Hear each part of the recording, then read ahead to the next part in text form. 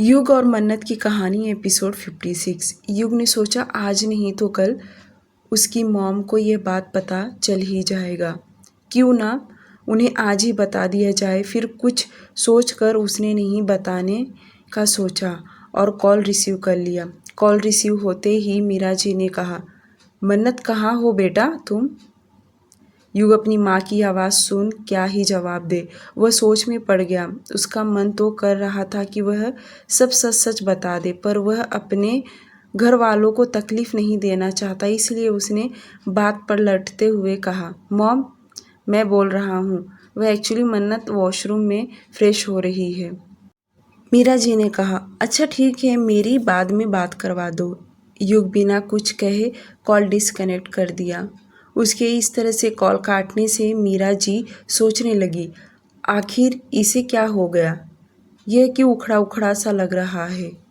युग ने मन्नत का पता लगाने के लिए कोई कदम नहीं उठाया। उसने अपने दिमाग में यही बिठा लिया कि मन्नत युवराज के साथ चली गई है।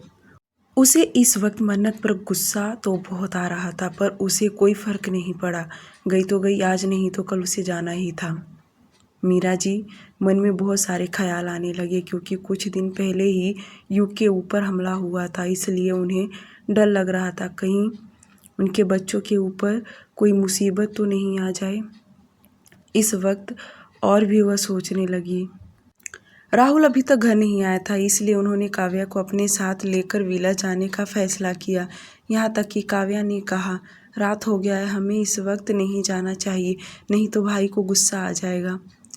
मीरा जी ने काव्या की एक न सुनी। उन्होंने जिद करने पर उतारू हो गई कि मुझे अभी इसी वक्त जाना है, मुझे बहुत बुरे बुरे ख्याल आ रहे हैं। मीरा जी की जिद पर काव्या अपनी मॉम को लेकर ड्राइवर के साथ विला जाने के लिए निकल गई। कुछ ही देर में वे दोनों पहुंच गई। मीरा जी तेजी से लिविंग एरिया में गई। युग इस वक्त अपने कमरे में था। वे दोनों लिविंग एरिया में सोफे पर बैठ गई और सर्वेंट ने कहा कि युग और मन्नत को नीचे बुलाकर लाए। सर्वेंट तुरंत युग के कमरे का डोर नॉक किया। युग इस वक्त बहुत अपसेट था। जैसे उसने दरवाज़ा खोला और सामने सर्वेंट को देखकर भड़क गया। अपनी तीखी नज़रों से घूरते हुए सर्वेंट से कहा, तुम्हारी हिम्मत कैसे हुआ मुझे डिस्टर्ब करने का? सर्वेंट अपनी नज़रें नीचे झुकाए ही कहा, सर बड़ी मैम आई हुई हैं, उन्होंने आपको नीचे बुलाया है। वॉट? मॉम आई हुई है? युग ये कहते वक्त उसके चेहरे पर परेशानी की लकीरें दिखाई देने लगी। युग ने उंगली का इशारा करके सर्वेंट को जाने को कहा। उसके जाते ही युग परेशान होने लगा। आखिर इतनी रात को उसकी मॉम यहाँ क्या करने आई हुई है? युग अपनी आप को रेडी किया और नीचे लिविंग एरिया में आया, जहाँ उसकी मॉम और उसकी बहन काव्या दोनों पहले से ही बैठी थी। युग को अपनी तरफ आता देख काव्या ने कहा, लो मॉम भाई आ गए।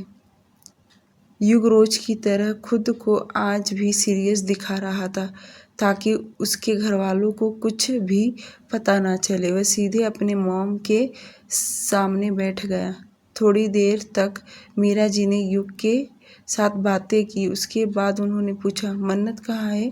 वह दिखाई नहीं दे रही। मन्नत का नाम सुनते ही आखिर युग क्या ही बोले। वह अपने आप को अंदर से मजबूत किया और कहा, मॉम वह कमरे में है। मीरा जी ने तुरंत कहा, और कितना झूठ बोलोगे बेटा? मीरा जी के मुंह से ये सुन युग तो एकदम शॉक्ड हो गया। अब वह क्या बोले, क्या बताए, उसे खुद नहीं पता मन्नत इस वक्त कहाँ है। युग को कुछ न बोलता देख मीरा जी ने गुस्से से सोफे से उठ खड़ी हुई और युग के सामने आकर बोली, सच सच बताओ बेटा, मन्नत कहाँ है? क्या हुआ है तुम दोनों के बीच? मुझे गार्ड ने सब कुछ बता दिया है।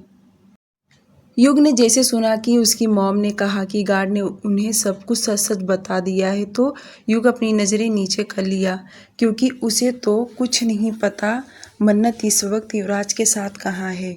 युग ने फीके मन से स्माइल किया और अपनी मॉम से कहा, पता नहीं कहाँ गई और मैं जानना भी नहीं चाहता हूँ। क्या मतलब? मीरा जी परेशान होते हुए बोली। काव्या ने भी परेशानी जताते हुए पूछा, भाई ये सब क्या हो रहा है? और आप दोनों काफ़ी दिनों से यहाँ हो, आप भी कुछ नहीं बता रहे हो, ना भाभी कुछ बता रही हैं। आखिर ये सब चल क्या रहा है? क्या आप खुलकर बताओगे? युग सोफे से उठ खड़ा हुआ और बिना दोनों के तरफ देखे कहा, मुझे इस वक्त किसी से बात नहीं करना और उस लड़की के रिलेटेड तो बिल्कुल भी नहीं।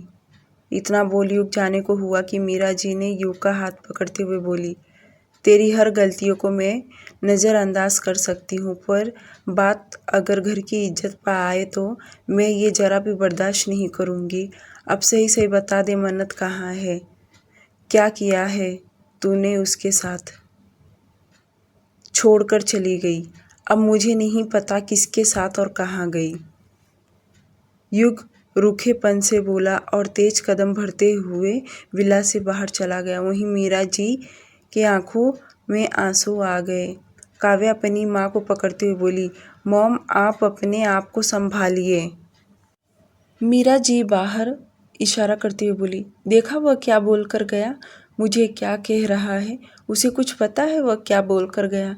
मीरा जी की तबीयत डाउन होने लगा। काव्या ने वक्त रहते ही मीरा जी को अपने साथ कार में लेकर बैट मेंशन के लिए रवाना हो गई और घर आते ही उसने सबसे पहले डॉक्टर निहारिका को कॉल की। डॉक्टर निहारिका मेंशन में आ गई। दादी ने उन्हें देख पूछा, वह घर में कौन बीमार है जो इन्हें बुलाया है? काव्या ने बात पलटते हुए कहा, दादी मॉम के सिर में दर्द हो रहा है, इसलिए डॉक्टर निहारिका को बुलाया है। दादी ने कहा, अब सिर दर्द के लिए भी डॉक्टर घर आने लगे हैं? इतनी सी बात के लिए कौन डॉक्टर बुलाता है? मुझे कह देती, मैं तेरी माँ के लिए दवा बनाकर ला देती। वही मोनिका को मेंशन में विला में क्या हो रहा है सब खबर था, क्योंकि काव्या ने मोनिका को सब बता दिया था कि भाई को गोली लगा है, जो भी कुछ हुआ था। और जब भी वे लोग विला जाया करते थे तो मोनिका को दादी का ध्यान रखने के लिए कह दिया करते थे और आने के बाद मोनिका को काव्या सब कुछ बता देती थी। 2 दिन बाद 2 दिन से युग का कोई पता नहीं, ना वह मेंशन आया ना ही वह विला गया। वह 2 दिन कहाँ रहा किसी को कुछ नहीं पता। यहाँ मेंशन में मीरा जी का सोच के बुरा हाल होते जा रहा था। अब उनसे कुछ भी सहन नहीं हो रहा था। उनका दिल कर रहा था कि वह फूट फूट कर रोए और पूरे घर वालों को सब कुछ बता दे और मन्नत को ढूंढने के लिए निकल जाए। दोपहर में मीरा जी की तबीयत वापस डाउन होने लगा। काव्या उनके पास रहकर उनका ध्यान दे रही थी ताकि उसकी मम्मी को कुछ हो ना पाए। राहुल भी काफ़ी बिजी था। बिजी होने के नाते उसने ज़्यादा कुछ ध्यान नहीं दिया और जब उसे काव्या ने पूरा डिटेल्स में बताया तो उसके पैरों तले ज़मीन खिसकने लगा और वह काव्या और मीरा जी को तसल्ली देते हुए कहा, आप फिक्र ना करें मॉम, मैं युग का पता लगा कर लूँगा कि वह कहाँ है और भाभी का भी पता लगा लूँगा, परेशान मत होइए। यह सारा तमाशा देख मोनिका अपने कमरे में जाकर अंदर से दरवाज़ा लॉक की और हंसते हुए उसने अपना मोबाइल ले युवराज को कॉल की। वे इस वक्त बहुत हंस रही थी और हंसते हंसते कहा, पूरा यहाँ तहस नहस हो गया माय डियर पार्टनर, मुझे बहुत अच्छा लग रहा है। युग की पूरी फैमिली तितिर बितिर हो गई, जैसा हमने चाहा वैसा हो गया। कॉल के दूसरी ओर से आवाज़ आया, अब युग बजाज का क्या हाल है? मुझे उसका लटका हुआ चेहरा देखना है। आखिरकार मैंने उसे और मन्नत को अलग कर ही दिया।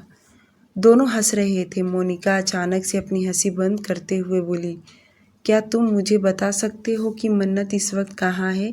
मैं भी तो जानूं, मेरी सौतन है कहाँ? कॉल के दूसरी ओर से युवराज ने कहा, मैं कैसे बता सकता हूँ कि वह कहाँ है? मुझे जो चाहिए था मैंने वह कर दिया। मैं उन दोनों को अलग करके अपनी पूरी एड़ी चोटी एक कर दिया था।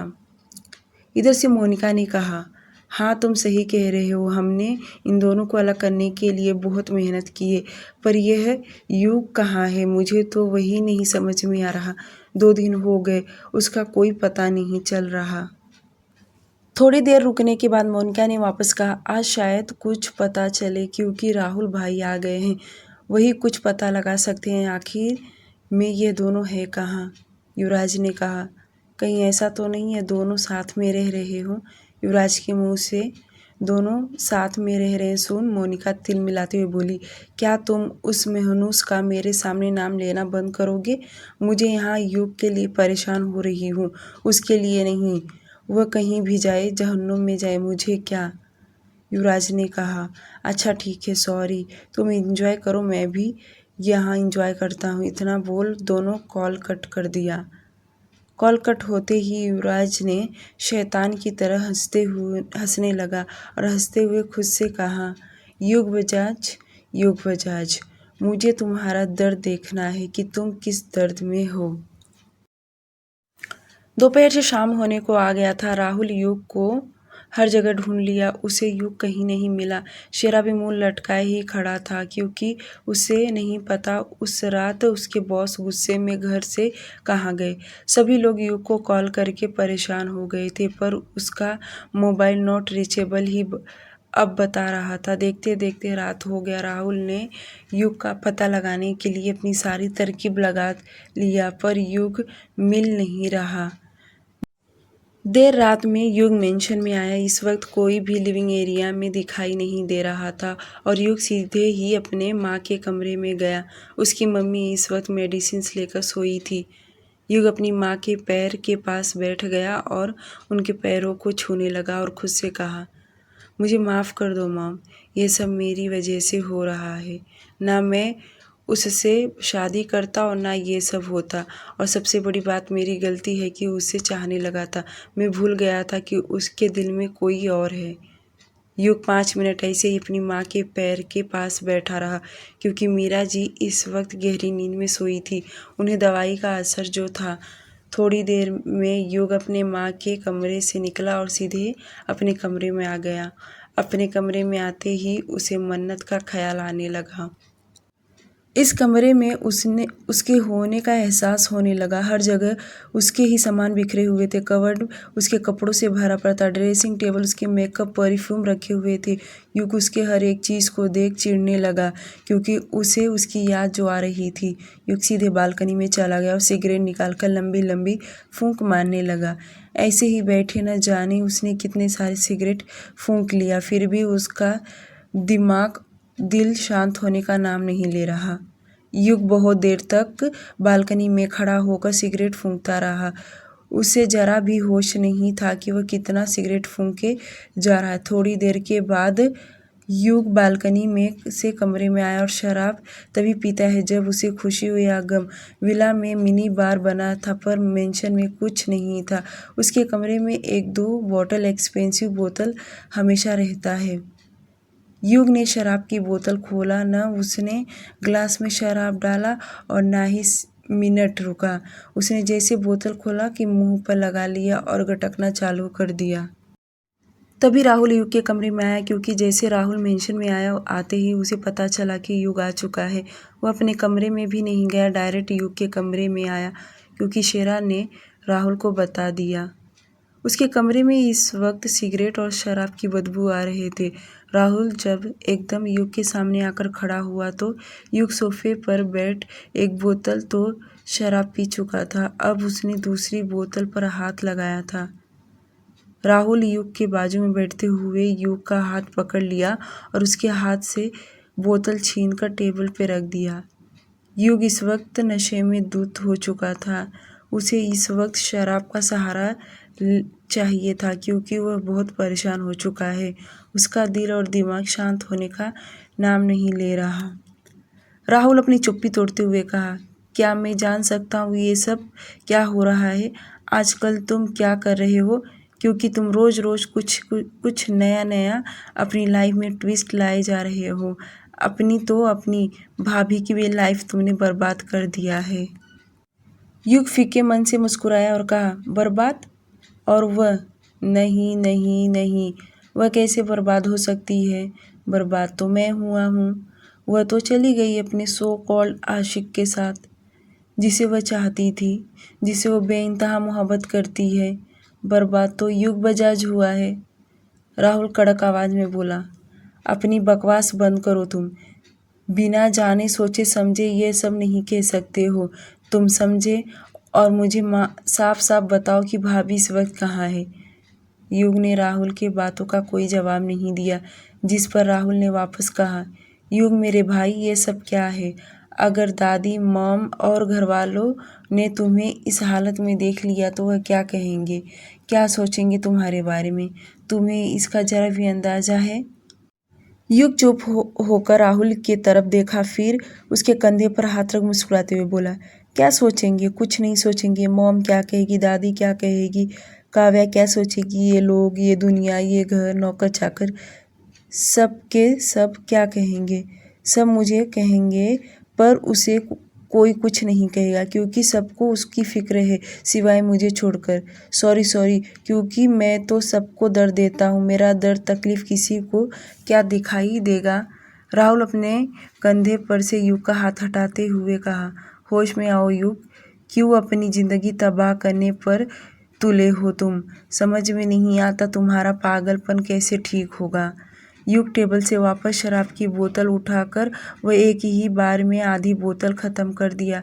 राहुल उसका हाथ पकड़ रोकते हुए कहा, बस करो युग, अब बहुत हो गया। युग शराब की बोतल को घूरते हुए मुस्कुराकर बोला, मैंने दिल से कई बार कहा कि भूल जाओ उसे, और दिल ने हर बार कहा तुम दिल से नहीं कहते। राहुल युग को जबरदस्ती सोफे पर से उठाते हुए कहा, एक तरफ तुम कहते हो कि तुम मुझसे नफरत करते हो और दूसरी तरफ खुद को कसूरवार मानते हो। आखिर ये सब क्या है? युग शराब की बोतल जमीन पर फेंकते हुए कहा। फरेब थी उसकी हंसी, मैं उसे मोहब्बत समझ बैठा, बर्बाद को हम अपनी ज़िंदगी समझ बैठे। इस वक्त का धोखा कहें या अपनी बदनसीबी, उन्होंने दिल लगी और हमने दीवानगी समझ बैठे। इस बार राहुल ने ज़बरदस्ती युग को सोफे से उठाकर बेड तक लेकर गया क्योंकि राहुल समझ गया कि युग बहुत नशे में है और इस वक्त सबसे बात करना कुछ भी फ़ायदे का नहीं है। पर सुबह होते ही युग का इतनी आसानी से छोड़ूंगा नहीं। राहुल ने युग को बेड पर सुलाकर कमरे का लाइट बंद कर दिया और कमरे से बाहर निकल दरवाज़ा अच्छी तरह से बंद किया। वहीं युग अभी भी बिस्तर पर लेटे बड़बड़ाए जा रहा था। क्यों किया तुमने मेरे साथ ऐसा? बोलो, क्यों किया तुमने मेरे साथ? क्या कमी रह गया कि तुम मुझे छोड़कर चली गई? एक बार भी याद नहीं आया मेरा कैसे जी रहा हूँ मैं? हाँ, तुम्हें कैसे याद आएगा मेरा? ये दर्द मुझसे सहा नहीं जा रहा। मन्नत, मन्नत, मन्नत, मन्नत का नाम लेते लेते न जाने कब उसकी आंखें बंद हो गया। इसी के साथ वह गहरी नींद में सो गया। ना आज वह फ्रेश हुआ और ना ही उसने अपने कपड़े चेंज किया। वह जिस हालत में था उसी हालत में सो गया। आज उसकी हालत देख ऐसा लग रहा था जैसे रोड पर कोई बेवड़ा आशिक हो, पर क्या फ़ायदा, उसे देखने वाला कोई नहीं था, ना उसके दर्द को कोई समझने वाला। वह अपना दर्द किसी से कहता भी तो नहीं है जो कोई समझे। राहुल अपने कमरे में आ गया। वह भी आज बहुत परेशान हो गया। उसकी नज़र जैसे बेड पर गया। काव्या इस वक्त गहरी नींद में सोई थी। काफ़ी दिनों से घर वाले परेशान हैं। राहुल को काव्या से युग के मन्नत के बारे में बात करना था, पर उसने उसे इतनी रात को जगाना सही नहीं समझा।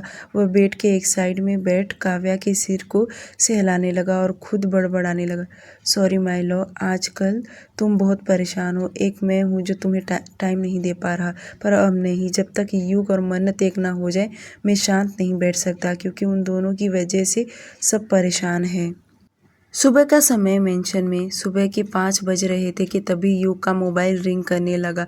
लगातार रिंग करते करते मोबाइल बंद हो गया। दूसरी बार रिंग करने लगा। ऐसे ही उसकी मोबाइल लगातार रिंग किए जा रहा था। उसकी आवाज़ से अब युग धीरे धीरे अपनी पलकें झपकाने लगा। वह जैसे थोड़ा सा सिर उठाया कि सिर में बहुत दर्द होने लगा। वापस वह सो गया। वापस उसका मोबाइल रिंग करने लगा। इस बार युग ने अपना हाथ जेब में डाल मोबाइल निकाला और धीरे से एक आंख खोल उसने कॉल रिसीव किया और उसने नंबर नहीं देखा, बस स्क्रीन स्क्रॉल किया, रिसीव कर लिया। जैसे उसने मोबाइल कान पर लगाया कि दूसरी ओर से बहुत तेज तेज हंसने की आवाज़ आ रहा था। यह हंसी किसी और की नहीं बल्कि युवराज शर्मा की थी, जो कि युग ने अच्छे से पहचान लिया। युग कुछ कह पाता कि उसके पहले युवराज अपनी हंसी रोकते हुए कहा, गुड मॉर्निंग युग बजाज, कैसा है तुम्हारा तबीयत, तुम्हारा रिश्ता। युवराज की आवाज़ सुन युग का हाथ मोबाइल पर कसते जा रहा था। अगर इस वक्त युवराज युग के सामने होता तो मोबाइल के जगह युवराज का गर्दन होता।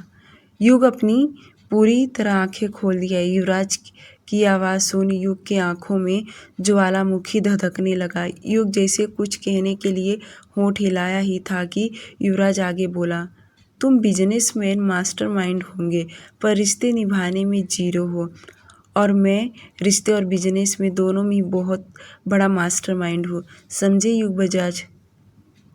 तो इसलिए तू छुप कर बैठा है क्योंकि तू डरपोक है, तू औरत का सहारा लेता है, तू मर्द नहीं है और तेरी औकात नहीं कि तू मेरा सामना कर सके, इसलिए तो तू छुपता फिरता है, कायर कहीं का। युग उसका मजाक बनाते हुए बोला।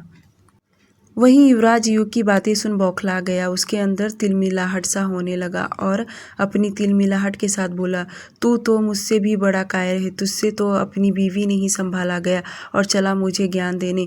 चल मान लेते हैं कि मैं धोखेबाज मक्कार जो भी हूँ, तू भी तो मुझसे कम नहीं है, समझा। तू तो अपनी बीवी को ही नहीं समझ पाया।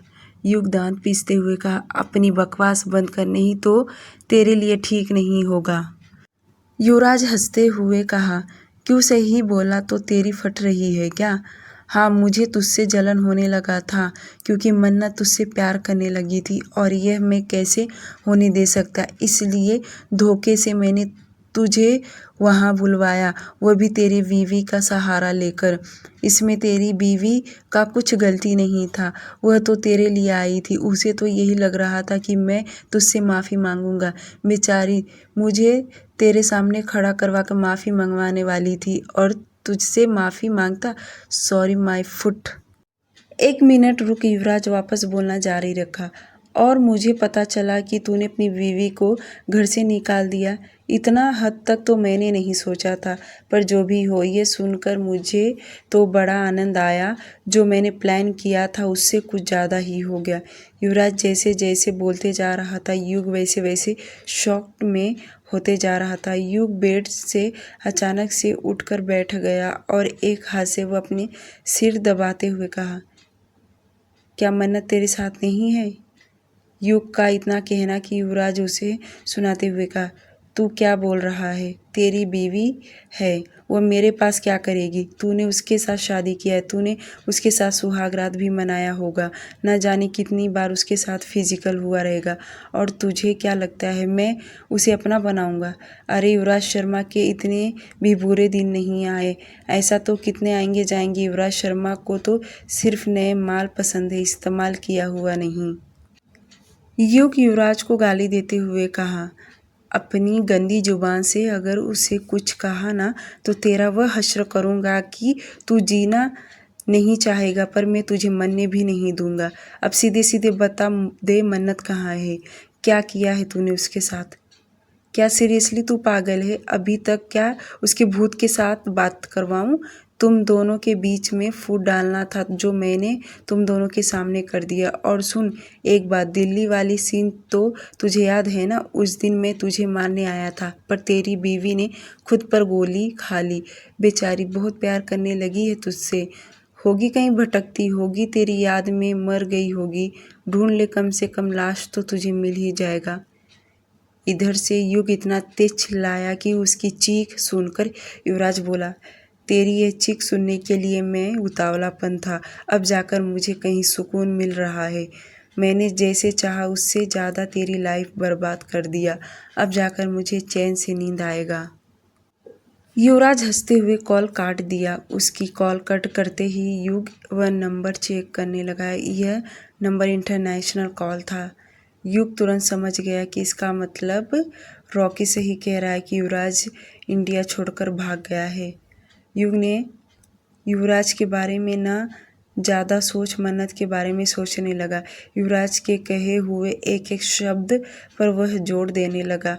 वह दिल्ली वाला सीन, मन्नत ने युग को धक्का देकर वह गोली खुद के सीने पर खाई थी।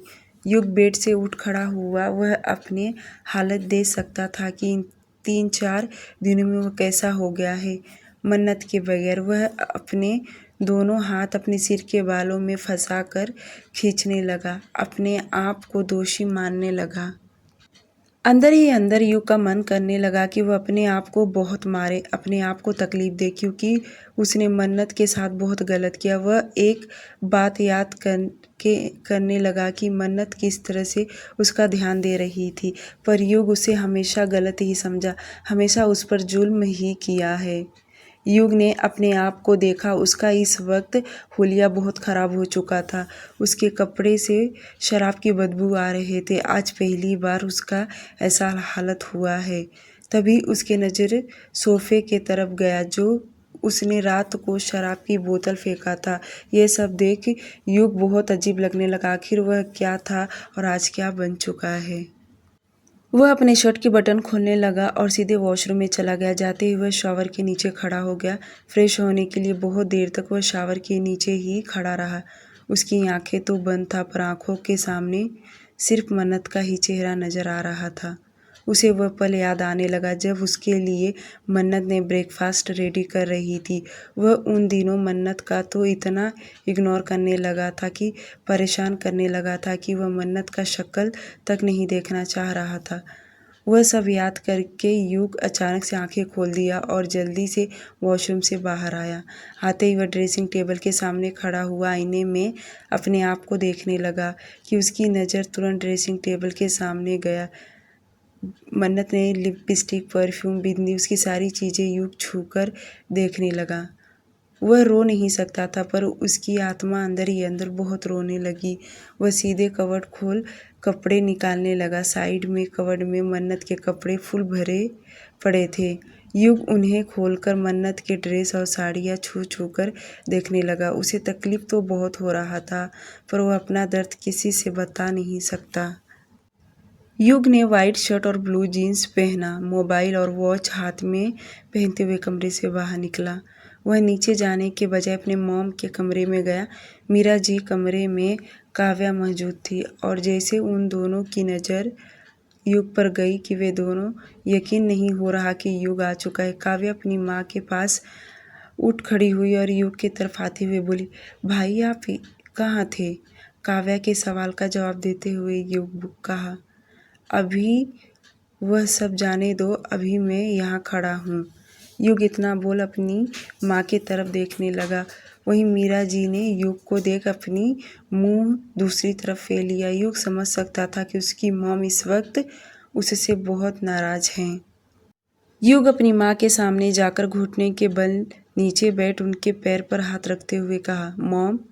मीरा जी ने काव्या की तरफ देखते हुए कहा, काव्या इसे कह दो, इसकी कोई मॉम नहीं है। यहाँ ऐसे किसी गैरों के पैर नहीं छूते। अपनी मॉम के मुंह से यह शब्द सुन युग के दिल पर घाव करने लगा। वह झट से उठ खड़ा हुआ और बेड पर बैठ अपना सर अपनी माँ के गोद में रखते हुए कहा, प्लीज़ मॉम ऐसा मत कहिए। मैं मानता हूँ मुझसे बहुत बड़ी गलती हुआ है। यह सब मेरी गलती है। कम से कम आप तो ऐसा मत कहिए।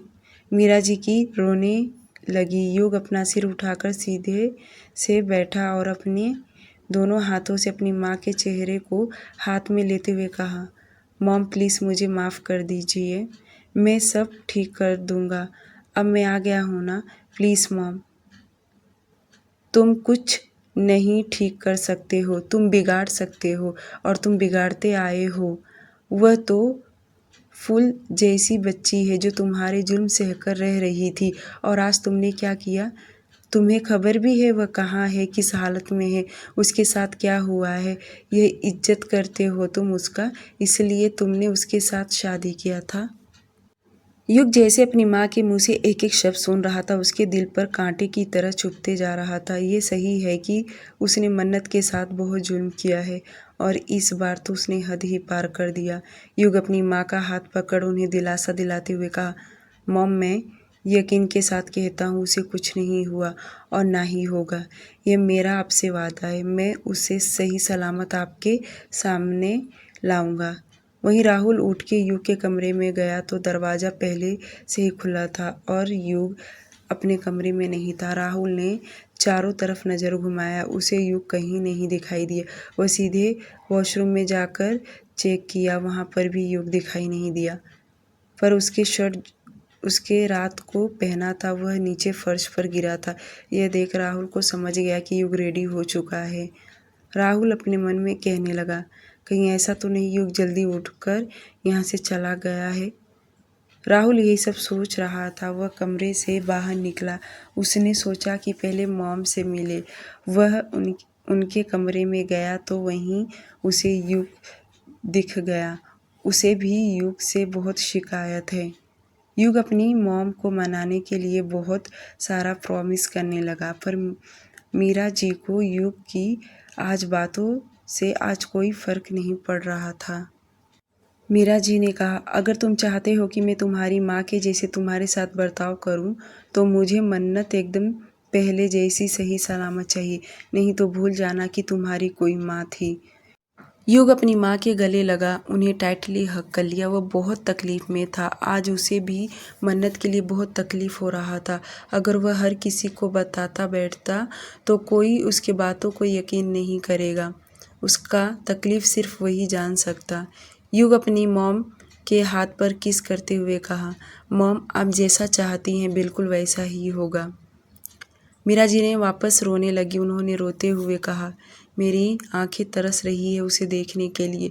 प्लीज़ उसे जल्दी ला दो। वह मेरे घर की इज्जत है, मेरी बहू है। मेरी दादी को अभी तक पता नहीं है। सोचो अगर उन्हें पता चला तो क्या होगा। वह तो तुम्हें अपनी छड़ी से नहीं बल्कि चप्पल से मारेंगी। युग अपनी मॉम के पास से उठ खड़ा हुआ और जैसे पीछे पलटा तो राहुल उसके सामने खड़ा था। राहुल को देख युग समझ गया कि राहुल भी इस वक्त काफ़ी गुस्से में नज़र आ रहा है।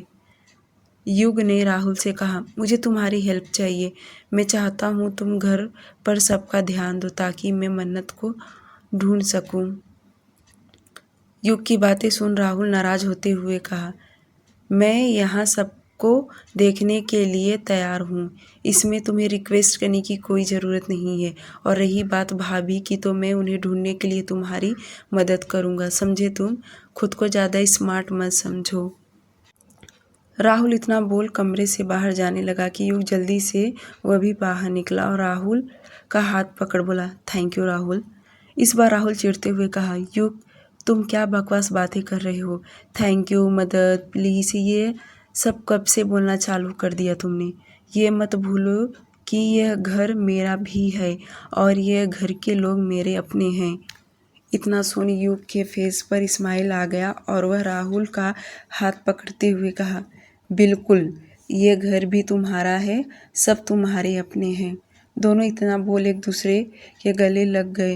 राहुल ने युग से कहा, शेरा नीचे खड़ा है, हमें अभी इसी वक्त निकलना चाहिए। युग ने राहुल से कहा, राहुल तुम परेशान मत हो, मैं मन्नत को ढूंढ लूँगा। तुम्हारी यहाँ बहुत ज़रूरत है। मैं चाहता हूँ तुम यहाँ रहकर सबको देखो और साथ ही साथ में अपने प्रोजेक्ट पर भी फोकस करो क्योंकि वो भी बहुत इम्पोर्टेंट है। पर राहुल इतना बोला ही होगा कि युग उसे रोकते हुए कहा, राहुल प्लीज़ तुम बात को समझो, तुम्हारी यहाँ बहुत ज़रूरत है, नहीं तो खामखा दादी को या सबको पता चल जाएगा। और सोचो मन्नत के घर वालों को पता चल गया तो। राहुल युग के कंधे पर हाथ रखते हुए कहा, ठीक है, फिर तुम सही कह रहे हो, पर किसी भी चीज़ या किसी भी वक्त ज़रूरत पड़े तो तुम मुझे खबर करोगे, कोई भी बात छुपाओगे नहीं, ओके? युग ने उसका हाथ टाइटली पकड़ते हुए कहा, बिल्कुल। युग जैसे लिविंग एरिया में आया कि दादी सोफे पर बैठ माले की जाप कर रही थी। युग को देख वह तुरंत मुस्कुराते हुए बोली, अरे मेरा लाडला पोता आ गया। युग अपनी दादी को देख उनके तरफ बढ़ गया और जाते ही सबसे पहले उनका पैर छुआ। दादी आशीर्वाद देते हुए बोली, कितना दिन वहीं रह गया था, तेरा आने का मन नहीं करता है क्या? और यह क्या हाल बना के रखा है? मैं सब जानती हूँ, तेरी बीवी एकदम आलसी है। इतने दिनों में उसने तेरा ज़रा भी ध्यान नहीं दे रहेगी। अरे कुछ आता रहेगा तभी तो वह बनाकर तुझे खिलाएगी। यहाँ कभी तुझे बनाकर खिलाया तो वहाँ क्या खिलाएगी? तूने खाया कि नहीं खाया उसे कुछ लेना देना नहीं रहता। युग जैसे होंठ हिलाया कुछ कहने के लिए कि दादी बोलना चालू ही रखी। वैसे रह कहाँ गई महारानी जी? सुबह से नीचे नहीं आई कि अभी भी सोने को कहा है तूने? युग ने कहा, दादी वो अपने पापा के घर गई है, जल्दी ही आ जाएगी। युग का इतना कहना कि दादी मुंह बनाने लगी। युग शेरा के साथ मेंशन से बाहर निकला।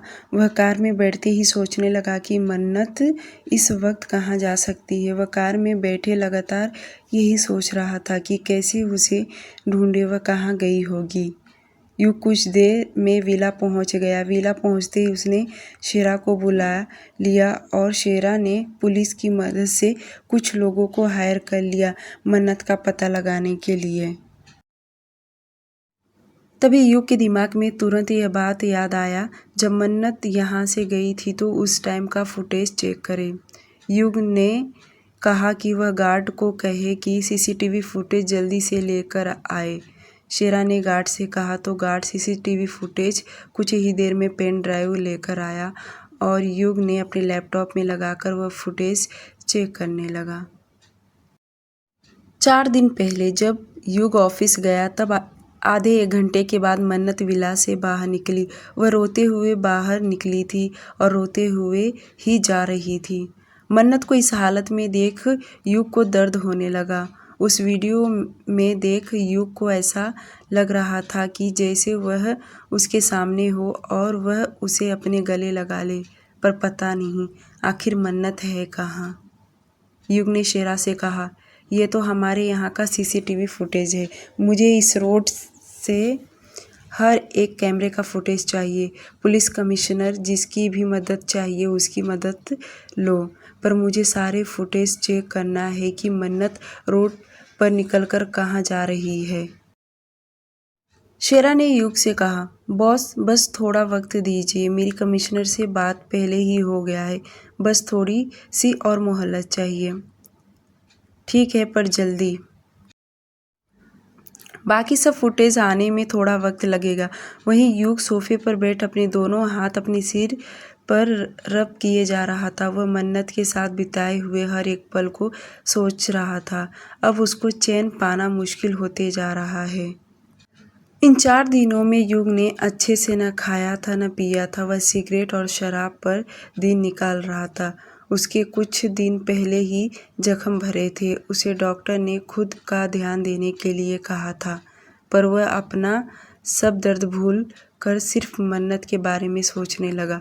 वह सुबह से 1 कप कॉफ़ी तक नहीं पिया था। अब वह मन्नत के लिए बेचैन होने लगा था। उसके भी मन में न जाने तरह तरह के ख्याल आ रहे थे।